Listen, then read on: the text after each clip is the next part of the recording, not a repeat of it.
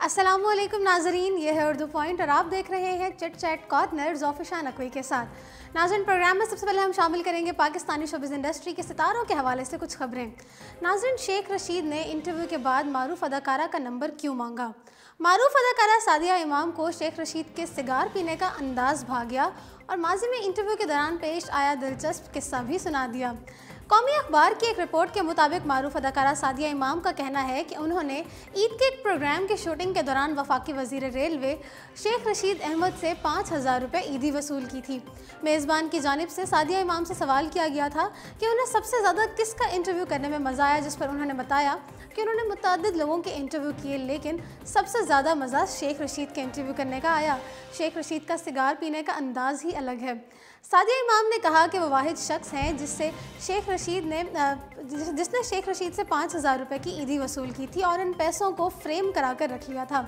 अदाकारा ने बताया कि जब उन्होंने शेख रशीद का इंटरव्यू मुकम्मल किया तो इसके बाद उन्हें प्रोड्यूसर का फ़ोन आया कि शेख रशीद आपका नंबर मांग रहे हैं।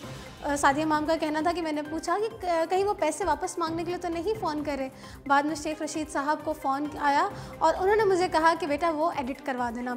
ख्याल रहे कि अवामी मुस्लिम लीग के सरबराह शेख रशीद अहमद को उनके अवामी अंदाज़ की वजह से बहुत पसंद किया जाता है। इस अवामी अंदाज़ की वजह से वो लोगों में खासे मकबूल है। इंतखाबात से कबल उन्होंने मुहिम के दौरान रावलपिंडी में भी अवामी अंदाज़ अपनाया और शेख रशीद अक्सर रेडी वाले के पास बैठकर सिरी पाए खाते नज़र आते हैं और कभी किसी गली के कोने में बैठकर नाश्ता करते नज़र आते हैं और शेख रशीद अपने हल्के की आवाम में घुल मिल जाते हैं। अदाकारा रेशम ने कहा कि शोबिस को खैरबाद नहीं कहा बल्कि मेरे मिजाज के मुताबिक फिल्में नहीं बन रही। एक इंटरव्यू में अदाकारा ने कहा कि मैंने हमेशा मुश्किल किरदार निभाए हैं और मैं आज भी इसी तरह के किरदार की पेशकश होने की मुंतज़िर हूँ। रेशम ने कहा कि मैंने पीटीवी से अपने फ़नी कैरियर का आगाज़ किया और इसके बाद मैंने बड़ी स्क्रीन का रुख किया और जिस तरह मुझे पीटीवी पर कामयाबी मिली इसी तरह मुझे बड़ी स्क्रीन पर भी फिल्म बीनों ने पसंद किया। उनका कहना था कि मुझे उर्दू और पंजाबी दोनों फिल्मों में काम करना अच्छा लगता है, मगर अब तवील अरसे से लाहौर में फिल्में बनना कम हो गई हैं और इस वजह से मैं भी फिल्मों में कम नज़र आती हूँ। मगर जैसे ही मुझे अच्छे हिदायतकार के साथ बेहतरीन मौजू पर मबनी स्क्रिप्ट हासिल प्रोजेक्ट मिला तो मैं ज़रूर फिल्मों में काम करूँगी, क्योंकि मेरी पहचान ही स्क्रीन है जिसको मैं कभी नहीं छोड़ सकती। उन्होंने मज़ीद कहा कि ये तासुर कतई गलत है कि मैंने शोबिस को खैरबाद कह दिया है। अदाकारा सना ने लंदन में मल्टीनेशनल कंपनी के लिए कमर्शियल शूट मुकम्मल करवा लिया। ज़राए के मुताबिक अदाकारा सना ने गुज़श्ता रोज़ लंदन में मल्टीनेशनल कंपनी के कमर्शियल के लिए अपने हिस्से का काम मुकम्मल करवा दिया है और अदाकारा अपनी मसरूफियात निपटाने के बाद अपने और अपने बच्चों के लिए शॉपिंग और लंदन के तारीखी मकामात की सैर कर रही हैं। इम्कान है कि अदाकारा सना रवां हफ्ते पाकिस्तान वापस पहुँचेंगी और इसके कराची में बनने वाले ड्रामा सीरियल की रिकॉर्डिंग में हिस्सा लेंगी। ज़िंदगी गुलजार है और दियारे दिल जैसे कामयाब ड्रामों के ज़रिए पहचान बनाने वाले नामवर पाकिस्तानी अदाकारा सनम सईद ने अपनी शादी की नाकामी की वजह खुद को करार दे दिया। अदाकारा सनम सईद बेहतरीन अदाकारा होने के साथ साथ बहुत अच्छी इंसान भी हैं जिन्हें झूठ बोलना बिल्कुल पसंद नहीं। हाल ही में उन्होंने अदाकारा समीना पीरज़ादा के show speak your heart with Samina Pirzada में अपनी शादी और तलाक से मुतालिक कई इंकशाफात किए। सनम सईद ने कहा कि उन्हें बहुत कम उम्र में अपने स्कूल के एक दोस्त के साथ मोहब्बत हो गई थी, लेकिन ये मोहब्बत ज़्यादा देर तक कायम ना रह सकी और वो दोस्त उन्हें छोड़कर चला गया, जिसके बाद उन्होंने फ़ैसला किया कि वो कभी दोबारा मोहब्बत नहीं करेंगी। लेकिन इन्हें एक बार फिर मोहब्बत हुई और उसी शख्स के साथ शादी भी हुई। सनम सईद ने अपने शादीशुदा ज़िंदगी के बारे में बताते हुए कहा था कि शादी के बाद वो दुबई मुंतकिल हो गई थी और उनके वही ख्वाब थे जो एक लड़की के होते हैं, और जैसे कि शादी, बच्चे, घर का काम करना। लेकिन शादी के 2 साल बाद ही वो इस ज़िंदगी से बेजार हो गई थी। सनम सईद ने कहा कि उनके शौहर बहुत अच्छे इंसान थे, लेकिन वो उन्हें उस तरह तवज्जो नहीं दे सकी जो कि एक बीवी को अपने शौहर को देनी चाहिए। शादी के बाद उन्हें महसूस हुआ कि वो एक बीवी की तरह ज़िंदगी नहीं गुजार सकती और ना ही किसी के मशवरों पर चल सकती हैं, और वो काम करना चाहती थी क्योंकि उन्हें काम करने की आदत है। अब ज़रा रुख करते हैं बॉलीवुड का। मिस्टर परफेक्शनिस्ट आमिर खान की फिल्म ठग्स ऑफ हिंदुस्तान ने रिलीज़ के 1 घंटे बाद ही ऑनलाइन लीक हो गई। रवां साल की दूसरी महंगी तरीन फिल्म ठग्स ऑफ हिंदुस्तान गुज़श्ता रोज़ भारत समेत दुनिया भर में रिलीज़ कर दी गई थी। ताहम रिलीज़ के 1 घंटे के बाद ही तामिल और रोकर्स नामी वेबसाइट पर फिल्म ऑनलाइन लीक हो गई। और दिलचस्प बात यह है कि फिल्म HD क्वालिटी में लीक हुई है। जी नाज़रीन, गुज़श्ता रोज़ रिलीज़ होने वाली आमिर खान और अमिताभ बच्चन की फिल्म ठग्स ऑफ हिंदुस्तान नाक़दीन और शायकीन को ज़्यादा मुतासिर नहीं कर सकी। शायकीन ने ठग्स ऑफ हिंदुस्तान को औस दर्जे की फिल्म करार देते हुए उसे बेजार कुन करार दिया, लेकिन तनकीद के बावजूद ठग्स ऑफ हिंदुस्तान लोगों की जेबों से करोड़ों निकलवाने में कामयाब रही। फिल्म ठग्स ऑफ हिंदुस्तान ने रिलीज़ के पहले हफ्ते में ही 52 करोड़ 25 लाख का बिजनेस करके नया रिकॉर्ड कायम कर दिया है। इससे कबल भारतीय सिनेमा की तारीख में किसी फिल्म ने रिलीज़ के पहले रोज़ इतना बिजनेस नहीं किया था और इसके साथ ही ठग्स ऑफ हिंदुस्तान दिवाली पर भी सबसे ज़्यादा बिजनेस करने वाली पहली फिल्म बन गई है। ठग्स ऑफ हिंदुस्तान से कबल सलमान खान की फिल्म प्रेम रतन धन पायो ने दिवाली के मौके पर 29 करोड़ और बाहुबली ने 40 करोड़ से ज़ायद का बिजनेस किया था। सिर्फ यही नहीं, 52 करोड़ से ज़ायद बिजनेस के साथ ठग्स ऑफ हिंदुस्तान रवां साल रिलीज़ के पहले रोज़ सबसे ज़्यादा बिजनेस करने वाली भी फिल्म बन गई है। इससे कबल फिल्म संजू ने रिलीज़ के पहले रोज़ 34 करोड़ 75 लाख, रेस 3 ने 29 करोड़ 17 लाख, गोल्ड ने 25 करोड़ 25 लाख और बागी 2 ने 25 करोड़ 10 लाख का बिजनेस किया था। नाजरीन, बॉलीवुड अदाकारा सुष्मिता सेन ने खुद से 15 वर्ष छोटे मॉडल से शादी करने का फैसला किया है। दोनों अगले साल शादी के बंधन में बंध जाएंगे।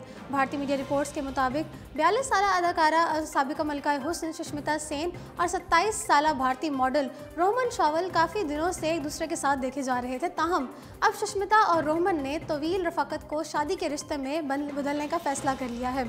भारतीय मीडिया के मुताबिक सुष्मिता सेन के करीबी ज़राए का कहना है कि सुष्मिता और रोहमन पहले ही एक दूसरे को पसंद करते थे, लेकिन अब रोहमन ने बाकायदा तौर पर घुटनों पर बैठकर सुष्मिता से मोहब्बत का इजहार कर दिया है और अदाकारा ने भी उनकी मोहब्बत को कबूल कर लिया है। ज़राए ने यह भी बताया कि सुष्मिता और रोहमन शादी के रिश्ते में बनने के लिए अगले साल मौसम सरमा की तारीखों की तलाश में हैं और यह भी कहा जा रहा है कि उनकी जल्द शादी की एक और वजह अदाकारा की बेटियां एनी और एलिसा हैं, जो कि खुद भी रोहमन को पसंद करती हैं। याद रहे कि रोहमन शावल से कबल अदाकारा सुष्मिता सेन का नाम साबिक पाकिस्तानी क्रिकेटर वसीम अकरम, हिदायतकार विक्रम भट्ट और अदाकार रणदीप बूदा समेत मुतअद्दिद शख्सियात के साथ लिया जा चुका है। ताहम किसी के साथ भी सुष्मिता का ताल्लुक ज़्यादा दिन बरकरार ना रह सका। बॉलीवुड अदाकारा दीपिका पादुकोण और रणवीर सिंह ने अपनी शादी की तकरीबात में शिरकत के लिए शोबिज़ इंडस्ट्री की 2 मारूफ शख्सियात को मदऊ कर लिया है। भारतीय मीडिया की रिपोर्ट के मुताबिक दीपिका और रणवीर ने मशहूर कोरियोग्राफर फराह खान और हिदायतकार संजय लीला भंसाली को इटली में होने वाली तकरीबात में शिरकत के लिए मदऊ किया है। नाज़रीन, फराह खान 14 और 15 नवंबर को तकरीबात में शिरकत करने के लिए इटली पहुंच चुकी हैं और उन्होंने दीपिका और रणवीर के साथ अपनी तस्वीर समाजी राब्ते की वेबसाइट पर शेयर की। दूसरी जानिब रामलीला समेत दीगर कामयाब फिल्में बनाने वाले हिदायतकार संजय लीला भंसाली आइंदा 2 दिनों में इटली पहुंच जाएंगे। याद रहे कि दीपिका पादुकोण और रणवीर सिंह की शादी की तैयारियां ज़ोरों शोर से जारी हैं और दोनों खानदानों ने तकरीबात का आगाज़ खुसूसी इबादत यानी कि उनकी पूजा से किया। भारतीय मीडिया के मुताबिक दोनों अदाकारों के अहले खाना ने शादी की तैयारियां मुकम्मल कर ली हैं, जबकि उन्होंने इटली में वाक़ लेक कोमो भी बुक करवा लिया है, जहां पे 2 रोज़ तक तकारीब होंगी। इटली में होने वाली तकरीब को मुख्तसर रखने का फैसला किया गया है, जिसमें सिर्फ करीबी रिश्तेदारों और दोस्तों की शिरकत की दावत दी जाएगी। दीपिका और रणवीर के अहले खाना ने मुश्तरका फैसला किया है कि इटली की तकरीबात में शिरकत करने वाले मेहमानों के मोबाइल फ़ोन इस्तेमाल करने पर पाबंदी होगी। भारत वापसी पर दोनों अदाकारों की जानिब से साथी फनकारों और मद्दाहों के लिए अलहदा तकरीबात का इनेकाद किया जाएगा। दीपिका ने बेंगलोर जबकि रणवीर ने तकरीब के लिए मुंबई का इंतखाब किया है। नाज़रीन, याद रहे कि रवा साल के आगाज़ से ही दीपिका और रणवीर की शादी के हवाले से कयास आराइयाँ जारी थीं। अलबत्ता दोनों ने इस पर खामोशी इख्तियार की हुई थी और वाज़ेह रहे कि रणवीर सिंह और दीपिका पादुकोण ने संजय लीला भंसाली की 2013 में रिलीज़ होने वाली फिल्म रामलीला बाजीराव मस्तानी में काम किया था। बाद 4 साल के वक्फे के बाद दोनों एक बार फिर पद्मावत में एक साथ मरकज़ी किरदार में नजर आए थे। बॉलीवुड के मारूफ अदाकार रितेश देशमुख ने शाहरुख खान की दरख्वास्त पर अपनी फिल्म की रिलीज़ की तारीख आगे बढ़ा दी। किंग खान ने सोशल मीडिया पर रितेश का शुक्रिया अदा किया। भारतीय मीडिया रिपोर्ट्स के मुताबिक रितेश की नई फिल्म मौली और शाहरुख खान की फिल्म ज़ीरो 21 दिसंबर को रिलीज़ होने जा रही थी और बॉलीवुड किंग शाहरुख खान ने रितेश से अपनी फिल्म की तारीख आगे बढ़ाने की दरख्वास्त की। रितेश बॉलीवुड किंग की बात नज़रअंदाज ना कर सके, जिस पर दोनों की बाहमी रजामंदी से मौली की तारीख बदल दी गई है। बाद शाहरुख खान ने सोशल मीडिया पर रितेश का शुक्रिया भी अदा किया। अब ज़रा रुख करते हैं बैनुल अक़वामी खबरों की तरफ। सऊदी अरब में सिनेमा खुलने के बाद अरबी ज़बान में बनाई जाने वाली फीचर फिल्म शबाब शयाब रिलीज़ की जा रही है, जिसे मुल्क में रिलीज़ होने वाली पहली इलाकाई फिल्म का एजाज़ हासिल होगा। खलीज टाइम्स की रिपोर्ट के मुताबिक शबाब शयाब नामी इस फिल्म को इमेजिनेशन अबू ज़बी और रियाज में रिलीज़ कर रही है। फिल्म का मुत्तहिदा अरब अमारात में प्रीमियर 17 नवंबर को एटलांटिस दी पाम में होगा, जिसके बाद फिल्म 22 नवंबर को तमाम सिनेमाओं में रिलीज़ की जाएगी। फिल्म की हिदायत यासिर अल असरी ने दी है और इस फिल्म की कहानी भी उन्होंने ही लिखी है।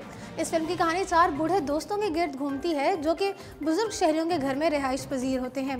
फिल्म की कहानी इस वक्त एक अहम मोड़ इख्तियार करती है जब उनमें से एक की किस्मत जाग उठती है और चारों एडवेंचर के लिए दुबई पहुंच जाते हैं। ये सऊदी अरब में रिलीज़ होने वाली पहली इलाकाई फिल्म होगी और उनका कहना था कि ये उसके लिए बहुत पुरजोश है। यासिर अल असरी का कहना था कि अरबी ज़बान में एंटरटेनमेंट खत्ते की ज़िंदगी पर बेहतरीन अक्कासी करती है और उम्मीद ये ज़ाहिर की जा रही है कि एंटरटेनमेंट इंडस्ट्री मुकामी मईशत में 24 अरब डॉलर का इजाफा करेगी, जबकि इससे 30,000 मुस्तकिल मुलाजमतों के इजाफे का इम्कान भी है। द जंगल बुक नावल पर बनने वाली एक और film Mowgli legend of the jungle का पहला ट्रेलर रिलीज़ कर दिया गया है। अदाकार और फिल्म साज एंडी सर्कस ने वादा किया था कि ये फिल्म इस बच्चे मोगली की ज़िंदगी के तारीख पहलुओं को बयान करेगी, जिसकी परवरिश जंगल में भेड़ियों ने की थी। ये ऐसे बच्चे मोगली की कहानी है जो कि जंगल और इंसानों के दरमियान 2 दुनियाओं में तकसीम होकर रह जाता है और इससे अपने भेड़ियों के ख़ानदान या फिर इंसानों में से किसी एक का इंतखाब करना होगा।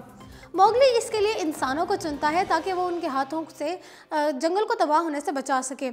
रॉबिन्सन नामी बच्चे ने मोगली का मरकज़ी किरदार अदा किया है, जबकि दीगर कास्ट में क्रिस्टीन पेल ने बगीरा जो कि सियाह तेंदुए को अपनी आवाज़ दी है। बेनेडिक्ट कम्बरबैच की आवाज़ शेर खान के लिए इस्तेमाल हुई है, जबकि केट ब्लैंचेट ने अजदहा की आवाज़ दी है। एंडी सर्कस ने खुद बालू के किरदार को आवाज़ दी है जो कि मोगली का दोस्त होता है। कुछ माह पहले एक इंटरव्यू के दौरान इस फिल्म के बारे में एंडी ने कहा था कि हमारी फिल्म ज़रा बड़ी उम्र के नाजरीन के लिए है और उनका कहना था कि ये 13 साल या इससे ज़ायद उम्र के नाजरीन के लिए मौजू है। इस फिल्म को नेटफ्लिक्स के लिए तैयार किया गया है जो कि 29 नवंबर को महदूद तादाद में सिनेमाओं में रिलीज़ की जाएगी, जबकि 7 दिसंबर को स्ट्रीमिंग प्लेटफॉर्म पर भी दस्तयाब होगी। ख्याल रहे कि इससे पहले डिज्नी स्टूडियो ने भी 2016 में इसी नावल पर एक फिल्म बनाई थी जो कि सुपरहिट साबित हुई थी। तो जी नाज़रीन, इसी के साथ प्रोग्राम पहुंचता है अपने इख्तिताम को। मुझे दीजिए इजाज़त और देखते रहिए उर्दू पॉइंट।